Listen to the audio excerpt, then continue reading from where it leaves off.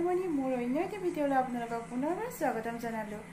আজি ৰাতিপুৱাৰ পৰা মই একদম বহুত কামত ব্যস্ত হৈ পৰিলোঁ আৰু ৰাতিপুৱাই আহিলে এখন গাড়ী, তাতে ফুল পুলি লৈ আহিছিলে আৰু বহুত দিন হ'ল ফুল হোৱাই নাছিলে আৰু চালোঁ, ভাল লাগিলে ফুলখিনি। তাৰে 2-3 জোপামান ল'লোঁ ফুল, 2 জোপা ফুলগছ লৈছোঁ আৰু এজোপা মধুৰি গছ লৈছোঁ। সেইখিনি ৰোৱা হোৱাই নাই। আজি মানুহ এজন মাতিছিলোঁ, নাহিলে তেওঁ। চাই লওঁ, কাইলৈ যদি নাহে তেনেহ'লে নিজে ৰুব লাগিব, থৈ দিলেতো নহ'ব।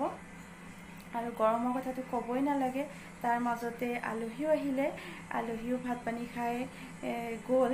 তাৰপিছত আৰু মোৰ কাম এটা আছিলে DIY কৰা, সেইটো বহুত দিনৰ পৰা ভাবি আছিলোঁ কৰিম বুলি, আৰু সেইটো কৰা হোৱাই নাছিলে। আজি ভাবিলোঁ কৰিয়েই পেলাওঁ, গধূলি সময়ত এনেই আছিলোঁ আৰু সেইটোও কৰিলোঁ। আৰু এতিয়া এইবিলাক ইমান জোল বৈ গৈছোঁ, গা পা ধুই আহিলোঁ, তথাপিও ইমানেই গৰম লাগিছে, গৰমত থাকিব পৰা নাই। আৰু মই যিটো DIY কৰিছিলোঁ সেইটো হ'ল এইটো, চাওকচোন।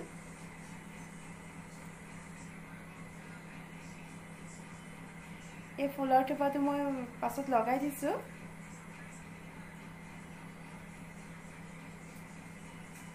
তেনেহ'লে বলকচোন আপোনালোকক মোৰ DIYটো দেখাওঁ। এইটো DIYৰ কাৰণে লাগিব আমাক এটা বটল,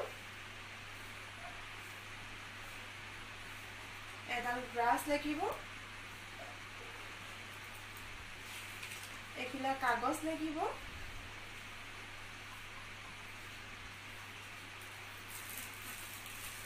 গ্লিটাৰ পেকেট লাগিব,